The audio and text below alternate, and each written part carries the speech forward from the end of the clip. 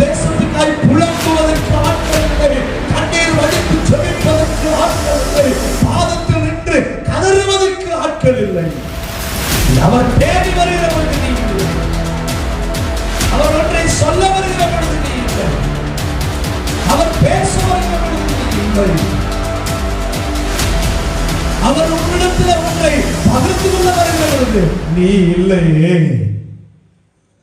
நல்ல அருமையானவர்களே, ஆண்டவராகிய இயேசு கிறிஸ்துவின் நாமத்தினாலே நான் உங்களை அன்போடு கூட வாழ்த்துகிறேன். இந்த 17வது நாளிலும் இன்றைக்கு மிக முக்கியமான தேவனுடைய வார்த்தையை குறித்து உங்களோடு கூட பகிர்ந்து கொள்ள விரும்புகிறேன். இந்த வார்த்தையினுடைய தலைப்பாக தேவ பிள்ளையின் 2 படிகள். ஆமென் சொல்லுங்க பார்க்கலாம். நல்ல சத்தமாக ஆமென் ஆமென் ஆமென். தேவ பிள்ளை, ஒரு தேவ பிள்ளைக்கு 2 படிகள் மிக அவசியமானவைகள். பரிசுத்த வேதாகமத்தில் 2 என்கிறதான வார்த்தை நாம் பார்ப்போமாக இருந்தால் பல இடங்களிலே 2 2 2 என்று வார்த்தைகள், அநேக வார்த்தைகள் இருக்கும். அங்கே ஆபிரகாம் அடிமையானவனிடத்தில் ஒருவனை பெற்றால், சுயாதீன 2 ஸ்திரீகளிடத்தில் பிள்ளைகளை பெற்றான் என்று எழுதப்பட்டிருக்கிறது. 2 ஏற்பாடுகள் நமக்கு கொடுக்கப்பட்டிருக்கிறது. தேவனும் சிருஷ்டிப்பின் மைய பகுதியிலே 2 பெரிய சுடர்களை உண்டாக்கினாராம். தேவனும் 2ஆக மாற்றுவதில் தேவனும் வல்லவராகவே இருக்கிறார். ஆமென். சமுத்திரத்தை 2ஆக பிரித்தார், வெட்டாந்தரை உண்டாவதாக என்று. அன்று தண்ணீரை 2ஆக பிரித்தார், வானத்துக்கு மேல வானத்துக்கு கீழே என்று. ஆகாய விரிவை தேவன் உண்டு பண்ணி மேலே கீழே என்று பிரித்தார், இருள் வெளிச்சம் என்று தேவன் பிரித்தார். இப்படி 2ஆக பிரிப்பதும் 2 என்பதும் தேவனுக்கு மிகவும் பிடித்தமானதாகவே இருக்கிறது. மோசேயும் சீனாய் மலையிலிருந்து வருகிற பொழுது 2 கற்பனை பலகைகளை கொண்டு வருகிறதை பார்க்கலாம். அங்கு உடன்படிக்கை பெட்டியிலும் 2 கேருபீன்களை செய்து வை என்று ஆண்டவர் சொல்லுகிறார். 2 2 2 என்று வேதாகமத்தில் அநேக இடங்களிலே இந்த 2ஐ குறித்து நாங்கள் பார்க்க முடியும். ஆண்டவராகிய இயேசு கிறிஸ்து இந்த பூமியிலே வந்து அவர் கடல் கரை ஓரமாக நடந்து போகிற பொழுது 2 மனிதர்கள், அவர்கள் 2 சகோதரர்கள், பேதுருவும் அந்திரேயாவும் சகோதரர்கள். அவர் 2 பேர் நின்று கொண்டு 2 பேர் வலையை பழுது பார்த்துக் கொண்டிருந்தார்கள். அவர்களை ஆண்டவர் கூப்பிட்டார். மறுபக்கத்தில் யாக்கோபும் யோவானும், அவர்களும் 2 பேர் சகோதரர்கள். அவர்கள் 2 பேரையும் ஆண்டவர் கூப்பிட்டார். ஒரு குடும்பத்தில் இருந்து வேலை செய்கிற 2 பேர் ஊழியத்துக்கு போயிட்டாங்க. ஆமென் சொல்லுங்க. அல்லேலூயா. ஒரு குடும்பத்தில் இருந்து 2 பேர் ஊழியத்துக்கு இயேசு கிறிஸ்துவுக்கு பின்னால போயிட்டாங்க. அன்றைக்கு இயேசு கிறிஸ்து அவர்களுக்கு சம்பளம் கொடுக்கல, இயேசு கிறிஸ்து அவர்களுக்கு உடுப்பு வாங்கி கொடுக்கல, இயேசு கிறிஸ்து அவர்களுக்கு வாகனம் வாங்கி கொடுக்கல. இயேசு கிறிஸ்துவே சொல்லுகிறார், எனக்கே படுக்க இடம் இல்லை நான் பாக்குறேன். ஆமென். இயேசு கிறிஸ்துவே சொல்லுகிறார், தலை சாய்க்க இடம் இல்லை. சில நேரங்களில் சாப்பாடு கூட இல்லாமல் வீதியிலே போகிறது கதிர்களை அவர்கள் பிடுங்கி சாப்பிட்டார்களா. வரிப்பா பாதையில போவதற்கு பணம் கட்ட முடியாது, அங்க போயிட்டு ஒரு மீனை பிடிடா அப்படின்னு ஆண்டவர் சொல்றார். 2 பேர் ஊழியத்துக்கு 2 பேராக ஊழியத்துக்கு அனுப்புகிறார் ஆண்டவர். 2 பேர். இந்த 2 என்பது வேதாகமத்தில் பல இடங்களில் எழுதப்பட்டிருக்கிறது. கடைசி நாளிலும் அவருடைய 2 மகத்தான சாட்சிகள் இந்த பூமியில பெரிய அசைவுகளை உண்டாக்கி கொண்டிருப்பார்கள் என்று வெளிப்படுத்தல் எழுதப்பட்டிருக்கிறது. எனவே நம்முடைய வாழ்வுக்கும், ஒரு கிறிஸ்தவ ஒரு தேவ பிள்ளைகளுடைய வாழ்வுக்கும் 2 படிகள் மிக அவசியமாக இருக்கிறது.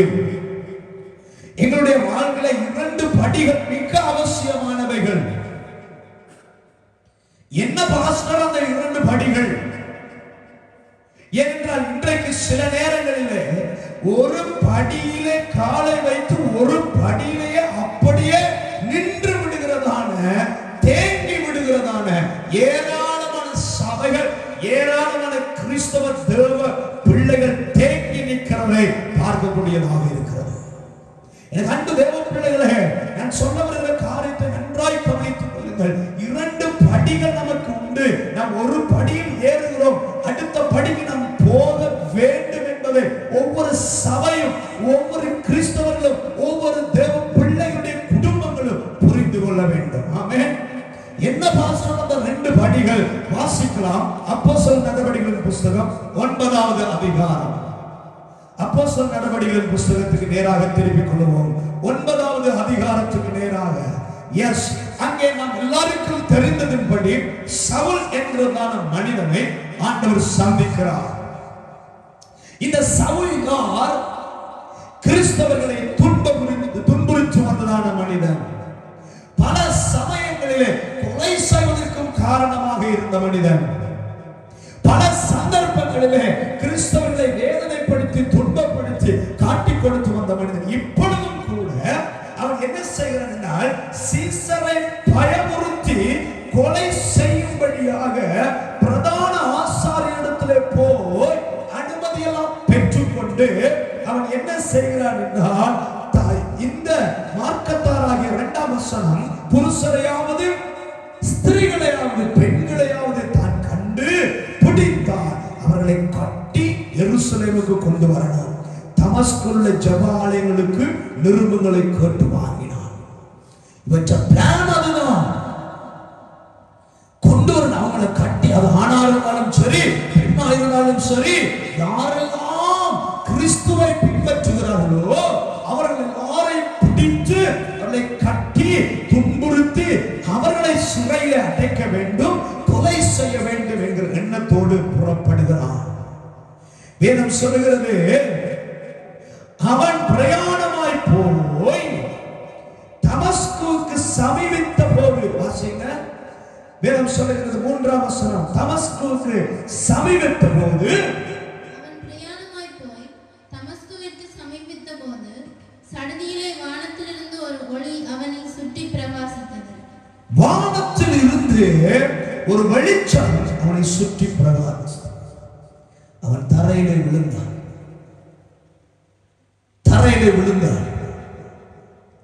சவுல் ஒரு மிகப்பெரிய கொடுமைகளை செய்து வந்த மனிதன். கிறிஸ்தவர்கள் அவனை கண்டால் பயப்படுவார்கள், அவனுடைய பெயரை கேட்டாலே பயப்படுவார்கள். ஏன்? அப்போஸ்தலர்கள் கூட கிறிஸ்தவர்கள் கொஞ்சம் அஞ்சுகிறவன் தான், அந்த அளவுக்கு பயப்படுத்துகிறவன் தான். ஆனால் ஆண்டவராகிய இயேசு கிறிஸ்து அவனை சந்திக்கும்படி இறங்கி வருகிறார். அவன் தமஸ்குவுக்கு போகிற வழியில அவனை தேவன் சந்தித்தான். அவன் தரையிலே விழுந்தான். அப்பொழுது பாத்தீங்கன்னா ஒரு வசனம், 4ஆம் வசனத்துல அவன் தரையிலே விழுந்தான். அப்பொழுது சவுலே சவுலே, நீ என்னை ஏன் துன்பப்படுத்துகிறாய் என்று தன்னுடனே சொல்லுகிற ஒரு சத்தத்தை கேட்டான். ஆமென் சொல்லுங்க. ஒரு சத்தம். தூக்கி வீசப்பட்டான், தரையில விழுந்தான். ஒரு சத்தம் கேட்கிறது, என்னை ஏன் துன்பப்படுத்துகிறாய்? 5ஆம் வசனம் வாசிங்க.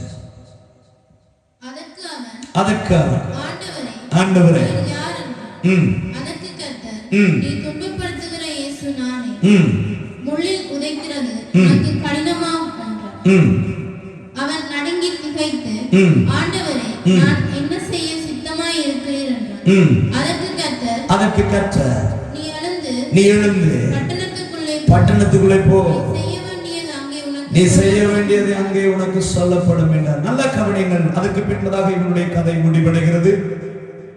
இவனுடைய வாழ்வு மாற்றப்படுகிறது. இவன் புறப்படுகிறான். சவுல் கிறிஸ்துவை சந்தித்த பொழுது 2 கேள்வி கேட்கிறான். 2 கேள்விதான். அதுதான் நம்முடைய வாழ்வில் 2 படிகள். ஆமென் சொல்லுங்க. 2 கேள்விகள். 1, சவுல் கேட்கிறதான முதலாவது கேள்வி, அவன் கேட்கிறான், ஆண்டவரே நீர் யார்? நீர் யார்? அதுக்கு பதில் வந்ததின் பின்பதாக இரண்டாவது கேள்வி ஆண்டவரிடத்தில் அவன் பார்த்து சொல்கிறான், நான் என்ன செய்ய சித்தமாயிருக்கிறேன். Praise the Lord. அன்பு தேவ ஜனமே, நம்முடைய வாழ்வின் முதலாவது கேள்வி, நம்முடைய வாழ்வின் முதலாவது படி, நான் ஆண்டவரை பார்த்து நீர் யார்? ஆண்டவர் யார்? ஆண்டவர் யார்? கிறிஸ்துவை அறியாத மக்கள் ஆண்டவர் யார் என்று கேட்க முடியும். கிறிஸ்துவை அறியாதவர்கள் ஆண்டவர் யார்? ஆண்டவர் எப்படிப்பட்டவர்? தெய்வம் யார்? யார் சர்வ வல்லமை உள்ள தெய்வம்? யார் சகலவற்றை படைத்த தெய்வம்? யார் அந்த தெய்வம் என்ற கேள்வி எழுப்பி அவர்கள் கடவுளை அறிந்து கொண்டு உள்ளே வருகிறார்களே. உள்ளே வந்ததன் பின்பதாக என் அன்பு தேவ ஜனமே, நீங்களும் நானும் ஆண்டவராகிய இயேசு கிறிஸ்துவை மறுபடி மறுபடி மறுபடி அறிந்து கொள்ளும்படியாக கூடி வருகிறோம். நல்லது, நல்லது. சவுல் ஆண்டவரை பார்த்துக்கிட்டு, நீர் யார்?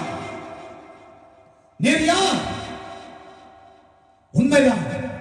தேவனே நீர் யார்? வேதம் சொல்லுகிறது தேவன் யார் என்று. நீர் யார்? இயேசு கிறிஸ்து யார்? பரிசுத்த ஆவியானவர் யார்? யார் என்று கேட்கிறோம், அறிந்து கொள்கிறோம். நல்ல கவனிங்க. ஒவ்வொரு நாளும் ஒவ்வொரு சபையிலும் இயேசு கிறிஸ்துவை குறித்து மறுபடி மறுபடி மறுபடி மறுபடி அறிவை ஜனங்கள் பெற்றுக்கொண்டே இருக்கிறார்கள்.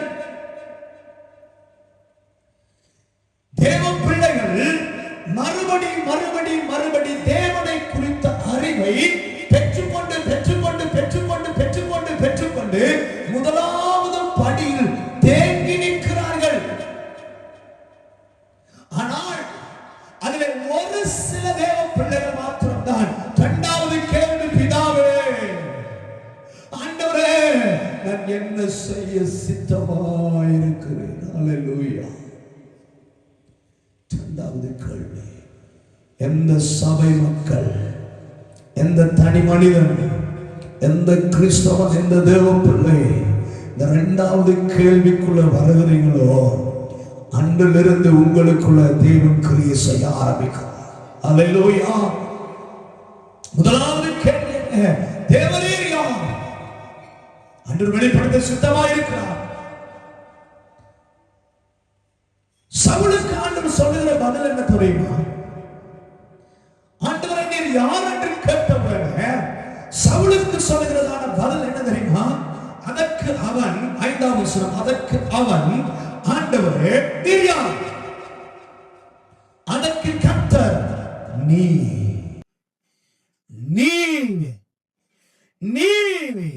துன்பப்படுத்துகிற இயேசு. ஹல்லேலூயா. தேவனை அறியாத நீ துன்பப்படுத்துகிறாய். தேவனை அறியாத நீ துன்பப்படுத்துகிறாயே.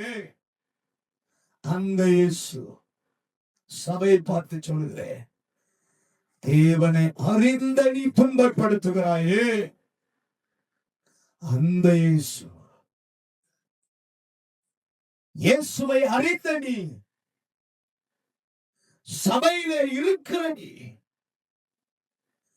துன்பப்படுத்துகிறோம். பல சமயங்களிலே இயேசு கிறிஸ்து நம்மால் துன்பப்படுகிறார். வேதம் சொல்கிறது, பரிசுத்த ஆவியானவரை துக்கப்படுத்தாதீர்கள், அவர் துன்பப்படுகிறார். ஏனென்றால் சில நேரங்களிலே தேவ ஜனங்கள் தேங்கி நின்று விடுகிறார்கள். தேவ ஜனங்கள் அமர்ந்து விடுகிறார்கள். ஊழியக்காரர்கள் திருப்தி அடைந்து விடுகிறார்கள். பரிசுத்தவான்கள் அமைதியாக இருந்து விடுகிறார்கள். கிறிஸ்தவ தேவனுடைய பிள்ளைகள், இரண்டாம் சம்பாதிக்கப்பட்ட பிள்ளைகள் அமைதியாக இருந்து விடுகிறார்கள். தேசத்துக்காய் அழுவதற்கு ஆட்கள் இல்லை, தேசத்துக்காய் புலம்புவதற்கு ஆட்கள் இல்லை, கண்ணீர் வடித்து ஜெபிப்பதற்கு ஆட்கள் இல்லை, பாதத்தில் நின்று கதறுவதற்கு ஆட்கள் இல்லை. ஏனென்றால் பல சந்தர்ப்பங்களிலே கடவுளை அறிந்த பிள்ளைகள் தாங்கள் வாழ்விலே மிகுந்த வேலை பழுவாகி பிஸியாகி விடுகிறார்கள். இயேசு கிறிஸ்து உங்களை பார்த்து சொல்கிறார், நீ துன்பப்பட. அவர் தேடி வருகிற பொழுது நீ இல்லை, அவர் ஒன்றை சொல்ல வருகிற பொழுது நீ இல்லை, அவர் பேச வருகிற பொழுது நீ இல்லை, அவர் உன்னிடத்தில் ஒன்றை பகிர்ந்து கொள்ள வருகிற பொழுது நீ இல்லையே. துன்பப்படுத்துகிற இயேசு, அவர் சொல்லுகிறார், நீ துன்பப்படுத்துகிற இயேசு. என் அருமையான தேவஜனமே, கடவுளை அறியாத மனிதர்கள் துன்பப்படுத்துகிறது ஓரளவு ஏற்றுக்கொள்ளலாம், பரவாயில்லை, அவர்களுக்கு அறியாமல் செய்கிறார்கள் என்று. ஆனால் அறிந்த தேவ பிள்ளைகளோ பல சந்தர்ப்பங்களிலே நாம் அவரை துன்பப்படுத்துகிறோமே. அவர் எதிர்பார்க்கிற காரியங்கள், நம்மிடத்தில் எதிர்பார்க்கிறதான நேரங்கள், நம்மிடத்தில் எதிர்பார்க்கிற உண்மை, நம்மிடத்தில் எதிர்பார்க்கிற அர்ப்பணிப்பு, நம்மிடத்தில் எதிர்பார்க்கிறதான காத்திருப்பு நமக்கு இல்லாமல் போகிற பொழுது அவர் துன்பப்படுகிறார். நம்மிடத்தில் எதிர்பார்க்கிற பொறுமை, நம்மிடத்தில் எதிர்பார்க்கிறதான அன்பு, நம்மிடத்தில் எதிர்பார்க்கிறதான அந்த சாந்த குணம் நம்மிடத்தில் இல்லாமல் போகிற பொழுது அவர் துன்பப்படுகிறார். அவர் துன்பப்படுகிறார். என் அன்பு தேவ ஜனமே, முதலாவது படியை வேகமாய் கடக்க வேண்டும். ஆமென் சொல்லுங்க. முதலாவது படியை வேகமாய் கடக்க வேண்டும். நீர் யார்? நீர் யார்? நீ துன்பப்படுத்துகிற இயேசு. அந்த இயேசு யார்? அந்த இயேசு எனக்காக என்ன செய்தார்? அந்த இயேசு என்ன தியாகம் பண்ணினார்? அந்த இயேசு கிறிஸ்து எப்படி நான் அவரை அறிந்து கொள்ள முடியும்? வேகமாய் நான் அவரை அறிந்து கொள்வதற்கு நேரத்தை கொடுக்க வேண்டும். ஆமென் சொல்லுங்க பார்க்கலாம்.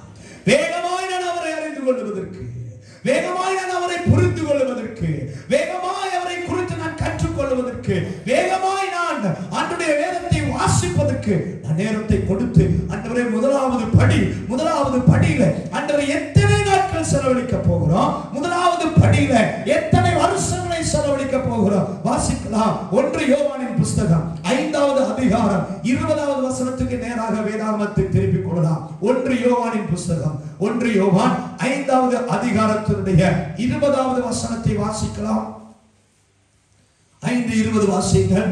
அன்றியும் நாம் சத்தியம் உள்ளவரை அறிந்து கொள்வதற்கு தேவனுடைய குமாரன் வந்து நமக்கு புத்தியை தந்திருக்கிறார் என்றும் அறிவோ.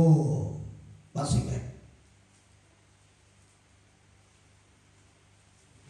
அன்றியும் நாம் சத்தியம் உள்ளவரை அறிந்து கொள்வதற்கு தேவனுடைய குமாரன் வந்து நமக்கு புத்தியை தந்திருக்கிறார் என்று அறிவோம். அவருடைய குமாரனாகிய இயேசு கிறிஸ்து எண்ணப்பட்ட சத்தியம் உள்ளவருக்குள்ளும் இருக்கிறோம். இவரே மெய்யான தேவனும் நித்திய ஜீவனுமாயிருக்கிறார். அன்றையும் நாம் சத்தியம் உள்ளவரை அறிந்து கொள்வதற்கு தேவனுடைய குமாரன் வந்து நமக்கு புத்தியை தந்திருக்கிறார். ஆமென் சொல்லுங்க. தேவனுடைய குமாரன் நமக்கு புத்தியை தந்திருக்கிறார். நான் அறிந்து கொள்வதற்கு பிதா யார், குமாரன் யார், இயேசு கிறிஸ்து யார், பரிசுத்த ஆவியானவர் யார், தேவ தூதர்கள் யார், சபை என்றால் என்ன, நான் என்ன செய்ய வேண்டும் என்பதெல்லாம் அறிந்து கொள்வதற்கு. ஆமென் சொல்லுங்க பார்க்கலாம். இனி இந்த உலகத்துக்கு என்ன நடக்க போகிறது, இனி என்ன நடக்க போகிறது, மரணம் என்றால் என்ன, வாழ்வு என்றால் என்ன, நான் அறிந்து கொள்வதற்கு நல்ல கவனிங்க. அறிந்து கொள்வதற்கு முதல் படிநிலை நான் அவரை அறிந்து கொள்கிறேன். எபேசியர் 3:19க்கு நேராய் வேதத்தை திருப்பிக் கொள்ளலாம். எபேசியரின் புஸ்தகம் 3வது அதிகாரம் 19வது வசனம். அறிவுக்கு எட்டாத அந்த அன்பை அறிந்து கொள்ள வல்லவர்களாகவும் தேவனுடைய சகல பரிபூரணத்தாலும் நிறையப்படவும் அவர் தமது மகிமையினுடைய ஐஸ்வர்யத்தின்படியே உங்களுக்கு அனுக்கிரகம் பண்ண வேண்டும் என்று வேண்டிக் கொள்ள அறிவுக்கு எட்டாத அந்த அன்பை அறிந்து கொள்ள வல்லவர்களாய் ஆமென் சொல்லுங்க. சீக்கிரமாய் அறிந்து கொள்வதற்கு ஆமென் சொல்லுங்க. சீக்கிரமாய் கிறிஸ்துவை குறித்து அறிந்து கொள்ள வேண்டும்.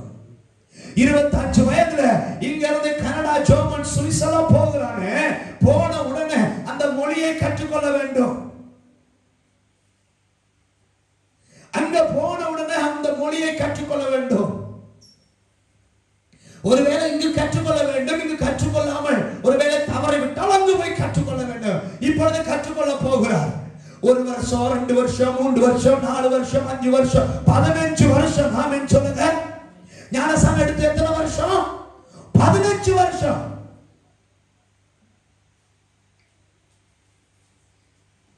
ஞானஸ்நானம் எடுத்து எத்தனை வருஷம்? 15 வருஷம் பாஸ்டர்.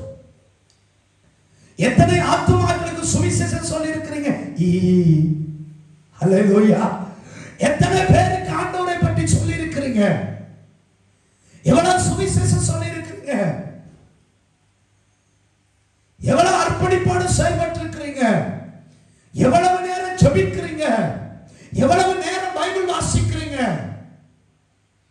என்பது பிள்ளை முதலாவது படியிலேயே ஹல்லேலூயா. இன்னும் சிக்கல் நமக்கு, அங்கே நமக்கு நிக்க முடியல. முதலாவது படியை விட்டு சில பேர் அதுலயே ஏறி தவண்டு ஹல்லேலூயா, அதுலயே பிடிச்சு ஏறி மேலிருந்து பிறகு விழுந்து பாஸ்டர் வந்து தூக்கி மேல படிக்குவாயா அப்படின்னு தூக்கி வச்சா மறுபடியும் அங்கிருந்து பொத்தொண்டு கீழே விழுந்து மறுபடியும் தூக்கி இயேசு கிறிஸ்து உன்னை ரட்சிக்க வந்தவர், உனக்காக மரித்தவர். அப்படியா பாஸ்டர்? ஆமென். சில நேரங்கள்ல ஞானஸ்நானம் எடுத்த விசுவாசிகள் சுவிசேஷ கூட்டத்தில் கையை வைத்திட்டு நான் இயேசுவை ஏற்றுக்கொள்கிறேன். ஆமென். வந்திருக்கிற சுவிசேஷருக்கு பெரிய ஆச்சரியம். இவ்வளவு பேர் இன்றைக்கு இயேசு கிறிஸ்துவை ஏற்றுக்கொண்டிருக்கிறாங்கடா. அங்க இறங்கி வரும்போது இந்த பிள்ளைகள்ட்ட நான் சொல்லியிருப்பேன், எந்த சபைக்கு போறாங்கன்னு கேட்டு எழுதுங்க அப்படின்னு. இறங்கின உடனே பேர் என்ன, எங்க இருக்கிறீங்க, யாரோட வந்தீங்க? பாஸ்டரோட வந்தேன். எந்த சர்ச்சு? அந்த சர்ச்சு. சர்ச்சுக்கு போறீங்க? ஓ, நான் ஞானஸ்நானம் எடுத்து 22 வருஷம். அப்ப இன்றைக்கு தானே நான் போயிட்டு இயேசுவை ஏற்றுக்கொண்டேன். ஹல்லேலூயா. திடீர்னு ஒவ்வொரு சுவிசேஷ கூட்டத்திலும் இயேசுவை ஏற்றுக்கொள்றாரு. இயேசுவை ஏற்றுக்கொண்டவங்களா கையை வைத்துங்க அப்படின்னு முதலா ஞானஸ்நானம் பெற்ற 4 விசுவாசி கையை வைத்தோம். ஆமென். முதல் படியிலேயே தளம்பல் நிலை. முதல் படியிலேயே ஜெபிக்க தெரியல, வேதம் வாசிக்க தெரியல, இயேசு யார் என்று தெரியல. யாராவது ஒருவர் வந்து பாருங்க, இயேசு கிறிஸ்துவுக்கு ஒரு அப்பா இருக்கிறார். அப்படியா? அவருக்கு அப்பா இருக்காரா? அது மட்டும் இல்ல, அவருக்கு அம்மாவும் இருக்கா. வேற யாராவது அவருக்கு தங்கச்சியும் இருக்கு, தம்பியும் இருக்கு. அப்படியா? அப்ப சித்தப்பா, பெரியப்பா, மாமா, மச்சான் எல்லாமே இருக்கிறாங்களா? ஆனா இயேசு கிறிஸ்து ஒரு அநாத தெய்வம் இல்ல, நான் வணங்கி வந்தேன். சர்வ வல்லமை உள்ள தேவன். ஆமென் சொல்லுங்க. சர்வ வல்லமை உள்ள தேவன் இயேசு. சர்வ வல்லமை உள்ள தேவன் இயேசுவே பிதா.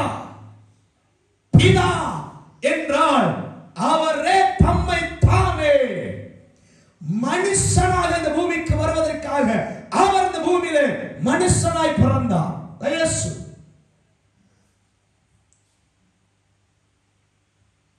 அவருக்கு பிதா. அவர் அனுப்பப்பட்டவராம். பிறகு அங்க தேவ தூதராய் இருந்தவராம். பிறகு அங்கிருந்து தேவ தூதரா குமாரனாயிருந்து அதிலிருந்து கன்வெர்ட் ஆகி பிறகு குமாரனானாராம். குமாரன் இருந்து கீழே வந்தாராம். அவர் செகண்டாம், ஃபர்ஸ்ட் ஒன்று இருக்காம், தேர்ட் ஒன்று இருக்காம், ஃபோர்த், ஹalleluya, 4 இருக்கு, 5 இருக்கு, 7 இருக்கு, 9 இருக்குண்டு. சத்தியத்தை எவ்வளவுதான் அறிந்தாலும் அந்த முதல் படியிலேயே குழம்பிடுறது. உண்மைதான் போல இருக்கு, எங்க பாஸ்டர் இதெல்லாம் சொல்லி தரையிலேயே. ஹalleluya. அவங்க அதையும் சொல்லிடுவாங்க. பாஸ்டர் மாதிரி இந்த ரகசியத்தை உங்களுக்கு சொல்ல மாட்டாங்க. என்ன ரகசியம்? இயேசு கிறிஸ்துவுக்கு ஒரு அப்பாவும் ஒரு அம்மாவும் இருக்கிறார். கண்டுபிடிச்சா பாத்தீங்களா? கண்டுபிடிச்சாச்சு. என்னுடைய 14 வயதுல ஒரு சகோதரி வந்து என்னிடத்துல கேட்டார்கள். 14 வயதுல ஒரு சிஸ்டர் 2 பேர் வந்தாங்க மோட்டார் பைக்ல எங்க வீட்டுக்கு முன்னால விட்டுட்டு இறங்கி வந்து என்னிடத்துல சொன்னார்கள், உங்களோட கொஞ்சம் கதைக்கணும், வீட்டுல பெரியாக்கள் இருக்காங்களான்னு. நான் சொன்னேன், பெரியாக்கள் ஒருத்தரும் இல்ல, நான் தான் இருக்கிறேன். இப்போ உங்களோட கொஞ்சம் கதைக்கணும். ஓ இருப்போம், இருந்து கதைப்போம் இருந்தா அவங்க பைபிளை திறந்தாங்க. அவங்க என்னிடத்துல சொன்னாங்க, பாருங்க நீங்க சர்ச்சுக்கு போறீங்க. ஓ நான் சர்ச்சுக்கு போறேன். பாருங்க இயேசு கிறிஸ்து பல இடத்துல பிதாவே பிதாவே பிதாவே என்று கூப்பிட்டு இருக்காரு. அப்ப அவருக்கு ஒரு பிதா இருக்காரு தானே அப்படின்னு சொல்லவோ, அவருக்கு ஒரு பிதா இருக்கிறாரு. அவர் பிதாவே என்று கூப்பிட்டதுக்கு காரணம், நான் பிதாவை பிதான்னு கூப்பிடணும், நான் ஒரு அப்பான்னு கூப்பிடுகிற உரிமையை அவர் எனக்கு காண்பிக்கிறார். நான் கூப்பிடுவதற்காக முன்மாதிரியை அவர் கூப்பிட்டு காண்பித்தார். நான் கீழ்ப்படிவதற்காக அவர் கீழ்ப்படிந்து காண்பித்தார்னு கொஞ்சம் நான் சொன்னேன். இல்ல தம்பி, அவருக்கு ஒரு அப்பா இருக்குன்னு அந்த அக்கா சொன்னார். நான் இவ்வளவு நேரம் நமக்கு முன்மாதிரியாக தான் இயேசு கிறிஸ்து வாழ்ந்தார். அவர் பிதா என்று தன் தேவனை அழைத்ததனுடைய காரணம், அவரும் பிதாவும் ஒன்றாய் இருக்கிறார்கள், என்னை கண்டவன் பிதாவை கண்டான் அப்படிங்கறதெல்லாம் சொன்னான். கடைசியா மறுபடியும் அவர் திரும்பவும் சொன்னான், இயேசு கிறிஸ்துவுக்கு ஒரு பிதா இருக்கிறார், ஒரு அப்பா இருக்கிறார் தெரியுமா? நீங்க சொல்ற மாதிரி இல்ல, அவர் தனி அப்பா, அவர் அப்பா செப்பரேட், அவர் அப்பா, அவர் தனியா அவர் அப்பா அப்படின்னு. அப்ப நான் சொன்னேன், நீங்க சொல்ற மாதிரி அவருக்கு அப்பான்னு ஒருத்தர் இருந்தா அம்மான்னு ஒருத்தர் இருக்கிறதான வேணும் அப்படின்னு. அவருக்கு படார்னு கோபம் வந்துருச்சு. நீ மட்டும் என் தம்பியா இருந்தா இந்நேரம் உனக்கு குட்டி கொண்டிருப்பேன் அப்படின்னா. ஆமென். பைபிளை கையில வச்சுட்டு அவருக்கு ஒரு 40 வயசு வரும், எனக்கு 14 வயசு வரும். நான் கேட்ட கேள்விக்கு சார்ந்த குணத்தோடு பதில் சொல்ல வேண்டியதான அவ வேத புஸ்தகத்தை கையில வச்சு, நீ மட்டும் என் தம்பியா இருந்தா உன்னை குட்டி கொண்டிருப்பேன் அப்படின்னா. சத்தியத்தை அறிவீர்கள், சத்தியம் உங்களை விடுதலையாக்கும். ஆமென். கிறிஸ்துவை அறிந்து கொள்கிறேன். முதலாவது, நீர் யார்? சர்வ வல்லமை உள்ள தேவன், வானத்தை பூமியை படைத்த தெய்வம், மறுபடியும் வந்து என்னை அழைத்து செல்வதற்காக வருகிற தெய்வம். நான் அறிந்து கொள்கிறேன் அவர் யார் என்பதை. முதலாவது படிநிலையிலேயே நமக்கு குழப்பங்கள்லாம் வந்துடக்கூடாது. ஆமென் சொல்லுங்க. இரண்டாவது படிநிலைக்கு ஒவ்வொரு விசுவாசிகளும் ஏறி வரணும். ஆமென் சொல்லுங்க. ஏறி வரணும். இரண்டாவது படிநிலை என்ன? இரண்டாவது படிநிலை என்ன? அங்கே அப்போஸ்தலனாகிய பவுல் சவுலாக இருக்கிற பொழுது கேட்கிறான், இரண்டாவது கேட்கிறான், ஆண்டவரே நான் என்ன செய்ய? ஆமென் சொல்லுங்க. இந்த சபையில் இருக்கிற ஒவ்வொரு தேவ பிள்ளைகளும் தேவனிடத்தில் கேட்க வேண்டியதான ஒரே ஒரு இரண்டாவது, நான் என்ன செய்ய வேண்டும், என்ன செய்ய சித்தமாயிருக்கிறேன். நான் உங்களை பார்த்து சொல்லுகிறேன், நீங்கள் என்னை போல எல்லாரும் அப்படியே பாஸ்டர் ஆகணும்னு விருப்பம் இல்லை.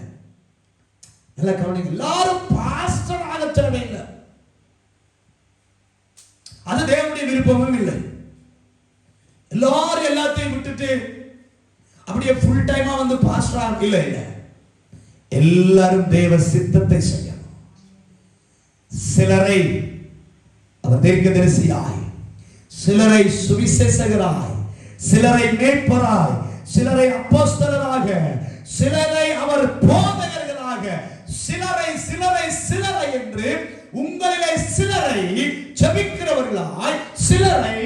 சுவிசேஷம் சொல்லுகிறவர்களாய், சிலரை சபை கட்டுகிறவர்களாக, சிலரை சுவிசேஷத்தை கொண்டு போகிறவர்களாக, உங்களிலே சிலரை ஆண்டவர் நல்ல வேலை செய்து எஜமான்களாக, உங்களிலே சிலரை பல பல காரியங்களிலே ஆண்டவர் பயன்படுத்த சித்தமாக இருக்கிறார். ஆமென். உன்னை விஞ்ஞானியாக்குவதும் தேவ சித்தமே, உன்னை வைத்தியனாக்குவதும் தேவ சித்தமே, உன்னை தேசத்தின் ஜனாதிபதி ஆக்குவதும் தேவ சித்தமே. ஆடுகள் மேய்த்ததான தாவீதை தேவன் ஜனாதிபதியாக, அரசனாக மாற்றினது தேவ சித்தம். தேவ சித்தம். எல்லாரும் தேவ சித்தத்துக்காக ஜெபிக்கணும். ஆண்டவரே, என்மேல் என்னை குறித்து என்ன சித்தமா இருக்கிறேன், என்ன சித்தமா இருக்கிறேன். யோவான் 6:38 வாசிக்கலாம். யோவான் புஸ்தகம் 6வது அதிகாரம் 38வது வசனம். 6ஆம் அதிகாரம் 38. என் சித்தத்தின்படி அல்ல, இயேசு கிறிஸ்து சொல்கிறார். வாசிங்க. என்னை அனுப்பினவருடைய சித்தத்தின்படி செய்யவே வானத்திலிருந்து இறங்கி வந்தேன். ஆமென் சொல்லுங்க. வானத்திலிருந்து நான் பிதாவின் சித்தத்தை செய்வதற்கு. நீங்களும் நானும் படைக்கப்பட்டது எதற்காக தெரியுமா? தேவனுடைய சித்தத்தை செய்வதற்கு. ஆமென் சொல்லுங்க. நீங்களும் நானும் உருவாக்கப்பட்டதே தேவ சித்தம் செய்வதற்கு தான். நாம் ஜெபிக்கணும், ஆண்டவரே, நான் தேவ சித்தத்தை செய்து வருகிறேனா? மரணம் வருவதற்கு முன்பதாக தேவ சித்தத்தை செய்திருக்கிறேனா?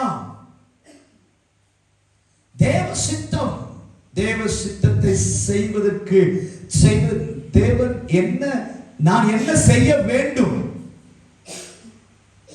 உடைய கேள்வி அதுதான். நான் என்ன செய்ய? உடனடியா பாருங்க, உடனடியா முதலாவது படியிலிருந்து இரண்டாவது படி, முதலாவது அடுத்து இரண்டாவது படி நான் அறிந்து கொண்டேன். இப்பொழுது என்ன செய்ய வேண்டும்? ஆமென் சொல்லுங்க. இப்பொழுது என்ன செய்ய வேண்டும்? நான் உங்களை பார்த்து சொல்றேன், நீங்க எல்லாம் பிரசங்கியா மாறணும். ஆமென். ஹல்லேலூயா.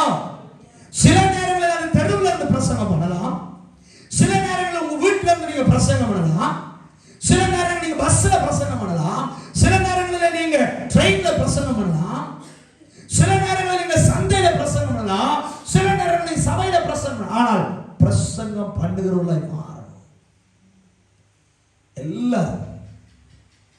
எல்லாரும் இந்த வார்த்தையை சொல்லுகிறவர்களாய் மாறணும். அல்லேலூயா. வார்த்தையை கொண்டு வருகிறவர்களாய் மாறணும். இந்த வார்த்தையை சொல்லுகிறவர்களாக, இந்த வார்த்தையை அறிந்து கொண்டோ, இந்த வார்த்தையில் இயேசு கிறிஸ்து யார் என்பதை அறிந்து கொண்டோ, அடுத்து நாம் என்ன செய்ய வேண்டும்? இன்னும் கொஞ்சம் அறிந்து கொள்வோம், இன்னும் கொஞ்சம் அறிந்து கொள்வோம், இன்னும் கொஞ்சம் அறிந்து கொள்வோம். மறுபடியும் திருப்புவோம். மத்தேயு புஸ்தகம் 2வது அதிகாரம், இயேசு கிறிஸ்துடைய பிறப்பு. அல்லேலூயா. மறுபடியும் திருப்புவோம். சுவிசேஷ புத்தகங்கள்ல இயேசு கிறிஸ்து வளர்ந்தார், பிறகு பெரியவரானார், பிறகு அற்புதம் செய்தார், பிறகு அவரை பிடிச்சிட்டு போயிட்டாங்க, பிறகு சிலுவையில் மரித்தார், பிறகு உயிர்த்தார். அல்லேலூயா. வீட்டுக்கு போவோம். ஆமென். மறுபடியும் வருவோம். இயேசு கிறிஸ்து பிறந்தார், வாழ்ந்தார், அற்புதம் செய்தார், மரித்தார், உயிர்த்தார், திரும்ப வருவார். நமக்கு எல்லாம் ஐடியா என்னடா, அவர் வரணும், படார்னு போயிடும். ஆமென். அப்ப எதுவுமே செய்ய மாட்டோம். ஆமென். எதுவுமே செய்யற ஐடியா எங்களுக்கு இல்ல. நாங்க எங்க இஷ்டத்தின்படி வாழ்ந்துட்டே இருப்போம். ஆனால் உண்மை அறிந்து கொள்வோம். ஆமென் சொல்லுங்க. ஆனால் உண்மை அறிந்து கொள்வோம். நான் உண்மை அறிந்து கொள்கிறேன். அறிந்து கொண்டால் இரண்டாவது நான் என்ன செய்ய வேண்டும்? அறிந்து கொண்டால் நான் என்ன செய்ய வேண்டும்? எனக்கு அன்பு தேவச்சனமே, இங்கே சவுல் கேட்கிறான், நான் என்ன செய்ய சித்தமாயிருக்கிறேன்? சொல்லும் ஆண்டவரே. ஆமென் சொல்லுங்க. என்ன அவசரம் பாத்தீங்களா சவுலுக்கு? ஆமென். ஏய், இப்பதான் நீ பிறந்த. ஆமென். இப்பதான் நீ பிறந்த, இப்பதான் நீ பிறந்த, பிறந்த உடனே எழுப்பின்னு சொல்றான், ஆண்டவரே என்ன செய்ய சித்தமா இருக்கிறேன்,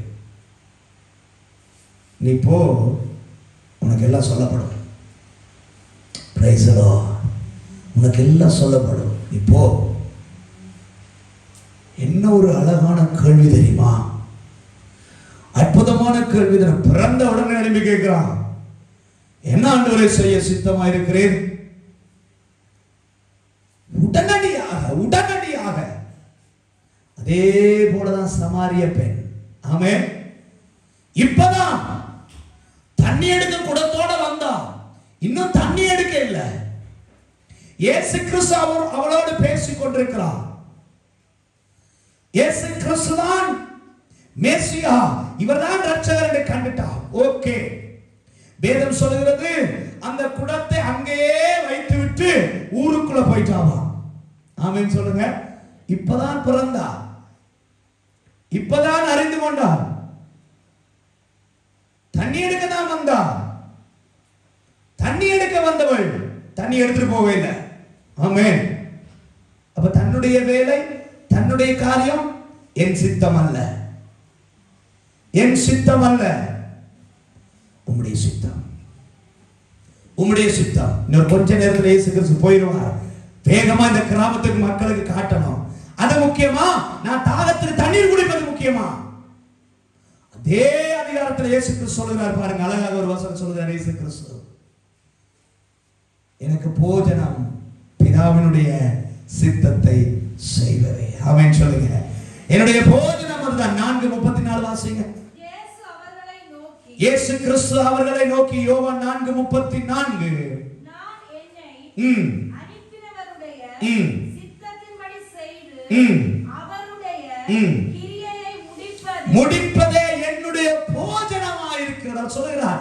இயேசு அவர்களை நோக்கி, நான் என்னை அனுப்பினவருடைய சித்தத்தின்படி செய்ய அவருடைய கிரியையை முடிக்கணும்பா. அதான் அவருடைய சித்தம். அவருடைய சித்தத்தை செய்யணும். அதான் என்னுடைய சாப்பாடு. இயேசு கிறிஸ்துவை அறிந்து கொண்டவள் தாகத்தை பொறுப்பெடுக்கையில, நம்முடைய தலைவர் சாப்பாட்டையே பொறுப்பெடுக்கல. ஆமென் சொல்லுங்க. எப்படி கூட்டம், எப்படி அவரிடத்திலிருந்து அவள் கற்றுக்கொண்டாள். உடனே குடத்தை வச்சுட்டு போனாள் ஊருக்குள்ள. நான் இப்ப போறேன், அவசரமா நான் இப்ப போறேன். எங்க போறேன்?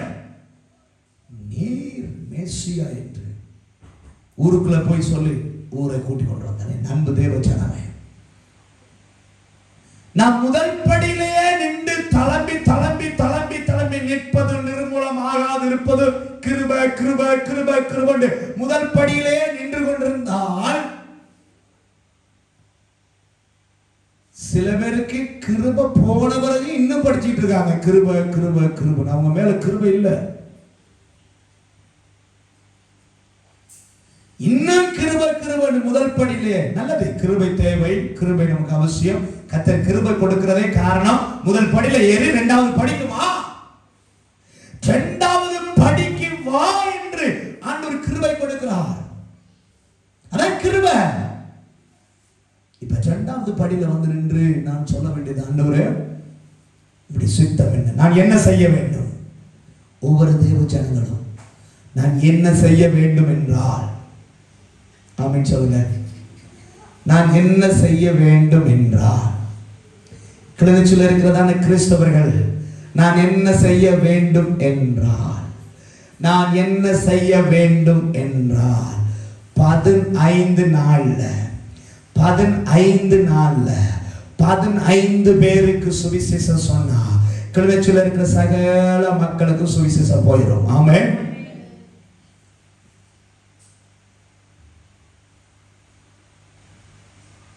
வெறும் 15 நாள். ஒரு கிறிஸ்தவம் 15 பேருக்கு 15, ஒரு நாளைக்கு ஒரு ஆள் ஃபுல் டைம் எல்லாம் வந்து அப்படி இப்படி எல்லாம் பாஸ்டர் ஆக்னேஷன் எல்லாம் போட்டு குளரெல்லாம் அடிச்சு சப்பாத்தெல்லாம் அடிச்சுட்டு சேட்டெல்லாம் போட்டுட்டு மோட்டர்பைக்கெல்லாம் போயிட்டு அப்படியே ரம் பண்ணி சுவிசேஷம் சொல்ல போகிறேன்னு ஒரு பேக்கெல்லாம் கொடிட்டு போலாம் போக தேவையே இல்லை. ஜஸ்ட் நீங்க சந்திக்கிற ஒரு நாளைக்கு ஒரு ஆள் 15 பேருக்கு சொன்னீங்கன்னா அவ்வளவுதான். 15 பேருக்கு நீங்க சொல்லிட்டீங்கன்னா சரி. ஒரு கிறிஸ்தவன் 15 பேருக்கு சொன்னால் கிழக்கு முழுவதிலும் சுவிசேஷம் அறிவிக்கப்பட்டாயிற்று. அல்லேலூயா. ரட்சகர்கள் நடத்துவதற்கு இரண்டாவது படிநிலைக்கு நீங்க வந்தீங்கன்னா நான் உங்களை பார்த்து சொல்லுகிறேன், இரண்டாவது படிக்கு நீங்க வந்துட்டீங்கன்னா ஒரு மாதத்துக்கு ஒரு நபருக்காக அழுது புலம்பி ஜெபிச்சு கண்ணீர் வடித்து போராடி ஒரு நாளைக்கு 3 மணித்தியாலம் ஒருவருடைய பேரை சொல்லி சொல்லி சொல்லி சொல்லி சொல்லி ஜெபித்து 90 மணித்தியாலம் ஜெபித்து அழுது புலம்பினால் அந்த 90 நாள் முடிய முதல்ல அந்த மனுஷன் ரட்சிக்கப்பட்டுருவான். அல்லேலூயா. அப்ப எவ்வளவு நாள் வேணும் இருந்துச்சுக்கே? 1.5 வருஷம் தாராளம். 1.5 வருஷம். கிண்ணச்சுள்ள தேவ பிள்ளைகள் எல்லாரும் இரண்டாவது படிநிலைக்கு வந்து, ஆண்டவரே நான் என்ன செய்ய சித்தமா இருக்கிறேன்? என்ன செய்ய சித்தமா இருக்கிறீர்? என்ன செய்ய சித்தமா இருக்கிறேன்? இருளில் இருக்கிற ஜனங்களுடைய கண்கள் திறக்கப்பட வேண்டும். கண்களை குருடாக்கி வைத்திருக்கிற பிசாசை கடிந்து கொண்டு ஒரு நபருக்காக 2-3 மணித்தியாலம் போராடி ஜெபித்து ஜெபித்து ஆண்டவரே அந்த மனுஷனை தாரும் தாரும் தாரும் தாரும். 1 வருஷம் 3 மாசம் போதும். நான் உங்களுக்கு எக்ஸ்ட்ரா 3 மாதம் போட்டு 1.5 வருஷம் போதும் போதும். இரண்டாவது படிநிலைக்கு ஆண்டவரே நான் என்ன செய்ய சித்தமா இருக்கிறேன்? எத்தனை பேர் கேட்க விருப்பம் ஆண்டவரிடத்துல? நாங்கள் அறிந்து கொண்டோம் இன்றைக்கு 17 நாள் கிறிஸ்துவை அறிந்து கொண்டே வருகிறோம். ரட்சிக்கப்பட்டு சிலர் 2 வருஷம், சிலர் 3 வருஷம், ஞானஸ்நானம் எடுத்து 3 வருஷம், 4 வருஷம், 5 வருஷம், 6 வருஷம், 7 வருஷம், சிலர் 10 வருஷம். 10 வருஷம் ஜெபிங்கன்னு சொன்னா கஷ்டம். சாட்சி சொல்லுங்கண்டா வெக்கம். சுவிசேஷத்துக்கு வாங்கண்டா நான் என்ன பாஷை சொல்ல முடியும்? நான் அப்படி சுவிசேஷம் சொல்றது? சுவிசேஷம்னா என்ன? ஏசப்பா உங்களுக்கு செய்த நன்மையை மற்றவர்களுக்கு சொல்லுவது. என்னை மாற்றினார். சமாரியா ஸ்திரீ என்ன சொன்னார்? வந்து பாருங்க, வந்து பாருங்க. அதான் அவரோட சுவிசேஷம். என் அன்பு தேவஜனமே, சபையில் உள்ள அருமையான தேவனுடைய பிள்ளைகளே, நான் உங்களை பார்த்து சொல்கிறேன், நாம் முதல் படியில நின்றது போதும். ஆமென் சொல்லுங்க. எத்தனை பேர் என்னோட கூட சேர்ந்து சொல்லுங்க, முதல் படியில நின்றது போதும், முதல் படியில நின்றது போதும். ஆண்டவரே, 2வது படிநிலைக்கு நான் வருகிறேன். தேவனே, நான் என்ன செய்ய சித்தமா இருக்கிறேன்? தேவனே, நான் என்ன செய்ய சித்தமா இருக்கிறேன்? நான் என்ன செய்ய வேண்டும் என்று நீர் விரும்புகிறேன்? நான் என்ன செய்ய வேண்டும்? வேலைக்கு போறேன், சம்பளம் எடுக்கிறேன், வாரன், சம்பளத்தை கொடுக்கிறேன், சாப்பிடுறோம், மறுபடியும் வேலைக்கு போறேன். எல்லாம் வளமை போல எல்லா நிகழ்வுகளும் நேர்த்தியா நடந்து கொண்டிருக்கிறது. இது மத்தியில உங்க சித்தம் என் வாழ்வில் நிறைவேற வேண்டும். ஆமென் சொல்லுங்க. ஆமென். நீங்க நினைக்க வேணாம், சித்தம் என்று சொல்லணும். அப்படியே ஆண்டவர் எங்களை எல்லாரும் பிடிச்சி இமயமலைக்கு நீ போயிரு, நீ இந்த பக்கம் சபரிமலைக்கு போயிரு, அல்லது அந்த பக்கம் காட்டுக்குள்ள போயிட்டு ஒரு 5-6 வருஷம் இரு, நீ ஃபுல் டைமா உழைச்சுக்கு போயிரு, நீ அப்படியே ஒன்றுமே இல்லாம பிள்ளைகள் எல்லாம் கைவிட்டுட்டு, மனுஷ மாதிரி எல்லாம் கைவிட்டுட்டு, குடும்பத்தை எல்லாம் ரோட்ல விட்டுட்டு நீ பாட்டுக்கு போயிரு. இல்ல இல்ல, அதல்ல தேவ சித்தம். அது அல்ல தேவ சித்தம். ஏராளமான வார்த்தைகள் ஒன்று நேரம் போதாது. 1 பேதுரு 4:2, 1 யோவான் 2:17, 1 யோவான் 5:14 வாசிக்கலாம். 1 தீமோத்தேயு 2ஆம் அதிகாரம் 4வது வசனத்தை வாசிக்கலாம். 1 தீமோத்தேயு புத்தகம் 2வது அதிகாரம் 4வது வசனம். எல்லா மனுஷரும் ரட்சிக்கப்படவும் சத்தியத்தை அறிகிற அறிவை அடையவும் அவர் சித்தம். அதான் அவருடைய சித்தமா. என்ன சித்தமா? எல்லாரும் அறிந்து கொள்ளணும். ஆமென் சொல்லுங்க. எல்லாரும் அறிந்து கொள்ளணும். ஆமென் சொல்லுங்க. எல்லாரும் அறிந்து கொள்ளணும். யோவான் 7:17, ரோமர் 8:27, எபேசியர் 5:17, ஏராளமான வசனங்கள். நல்ல கவனிங்க. அவருடைய சித்தம், அவருடைய சித்தம் உங்கள் வாழ்வில் அவருடைய சித்தம் நடக்க வேண்டும். உங்கள் தனிப்பட்ட ஜீவியத்தில் அவருடைய சித்தம் நடக்க வேண்டும். நீங்க சொல்றீங்களா, என் வாழ்விலே ஆண்டவரே உம்முடைய சித்தம் நடக்க வேண்டும், நான் என்ன செய்ய வேண்டும் என்று விரும்புகிறேன். இந்த 17 நாளிலும் நிறைய பேர் முடிவெடுத்திருக்கிறாங்க. ஆண்டவரே உம்முடைய சித்தத்தை அறிந்து முடிவெடுத்திருக்கிறாங்க. சில பேருக்கு தெரிந்தும் அமைதியா இருக்கிறாங்க. சில பேர் தூண்டப்பட்டும் பேசாம இருக்கிறாங்க. நீங்க ஒப்பு கொடுக்கணும். ஒரு கொஞ்ச நேரம் உங்களை பற்றி சொல்லுவதற்கு நான் வர்றேன். ஒரு கொஞ்ச நேரம் உங்களை பற்றி சொல்ல நான் விரும்புகிறேன். கொஞ்ச நேரம் முழங்காலில் நின்று கண்ணீர் வடித்து அழுது ஜெபிக்க வருகிறேன். கொஞ்ச நேரம் சுவிசேஷத்தை துண்டு பிரதிகளை கொடுக்க வருகிறேன். கொஞ்ச நேரம் பிதாவே உம்முடைய சித்தத்தை செய்வதற்கு நாள் முழுவதும். ஆமென். நீங்க வேலைக்கு போகும்போது, வீட்டுல வேலை செய்யும் பொழுது, உங்க சித்தம் என் வாழ்க்கையில நிறைவேறிக்கொண்டு, படிக்கிற பிள்ளைகள் படிச்சு கொண்டு, இயேசுப்பா உங்க சித்தம் நடக்கட்டும், உங்க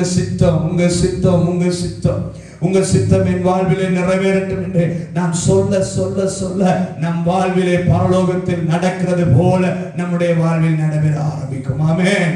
பரலோகத்திலே நடக்கிறது போல ஆண்டவர் நம்முடைய வாழ்விலே செய்ய ஆரம்பிப்பாராமே. அவருடைய சித்தம் நம்முடைய வாழ்க்கையில நடக்க நம்முடைய வாழ்க்கை மாறுகிறது. கர்த்தர் நம்மை நாளுக்கு நாள் உயர்த்துகிறார். நம்முடைய பொருளாதாரம் பெருகுகிறது, நம்முடைய நன்மைகள் பெருகிறது, நம்முடைய சுகம் பலன் பெருகிறது, நம்முடைய ஐஸ்வர்யம் பெருகிறது, நம்முடைய சம்பத்து பெருகிறது, நம்முடைய பாரம் பெருகிறது, நம்முடைய ஜெபம் பெருகிறது, நம்முடைய வேத வாசிப்பு பெருகிறது, நம்முடைய சுவிசேஷம் பெருகிறது, சபை பெருகிறது, தேவ ராஜ்யம் வருகிறது, வளருகிறது.